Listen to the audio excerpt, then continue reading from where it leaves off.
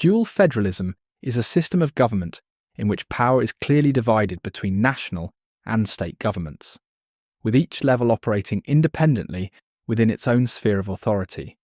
In this system, the national government is responsible for certain areas, such as foreign policy and national defence, while state governments handle local matters like education and law enforcement.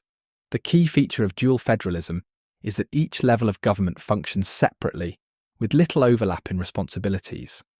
This structure is often compared to a layer cake, where each layer represents a different level of government, maintaining distinct powers and responsibilities without interference from the other. A clear example of dual federalism can be seen in the way state governments regulate education, while the national government handles military affairs. In this system, individual states set their own school curriculums, teacher certification requirements, and graduation standards without direct involvement from the national government. Meanwhile, the national government oversees the armed forces, making decisions about defence policies and national security without interference from state governments. This division of responsibilities allows both levels to govern independently within their designated areas, maintaining clear boundaries between state and federal authority. One strength of dual federalism is that it allows for greater local control, enabling states to govern based on the specific needs and preferences of their populations. Since different states may have different priorities and challenges, this system gives them the freedom to create policies that best suit their residents. Another advantage is that it limits the power of the national government, preventing it from interfering too much in local affairs. By keeping state and federal responsibilities separate, dual federalism helps protect state sovereignty and reduces the risk of excessive national government control.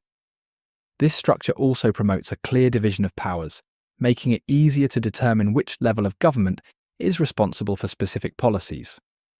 Despite its strengths, dual federalism also has several weaknesses.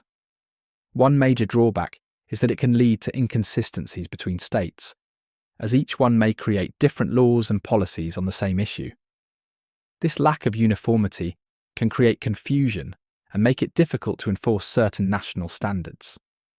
Another weakness is that strict separation between state and federal responsibilities can lead to inefficiency, especially when both levels of government need to work together to address major problems. For example, in times of national emergencies, having a rigid division of powers can slow down the response process. Additionally, dual federalism does not always account for modern challenges that require cooperation between state and national governments, such as environmental protection and economic regulation. Dual federalism differs from cooperative federalism in how it separates or blends government responsibilities. While dual federalism keeps state and national powers strictly separate, cooperative federalism involves both levels of government working together on shared issues. Cooperative federalism is often compared to a marble cake, where state and federal authorities mix and collaborate rather than maintaining strict boundaries. In this system, the national government may provide funding or guidelines for state-run programs, such as transportation or healthcare, ensuring more consistency across the country. Unlike dual federalism, which emphasises state independence, cooperative federalism encourages collaboration to address complex challenges that require joint efforts from both levels of government.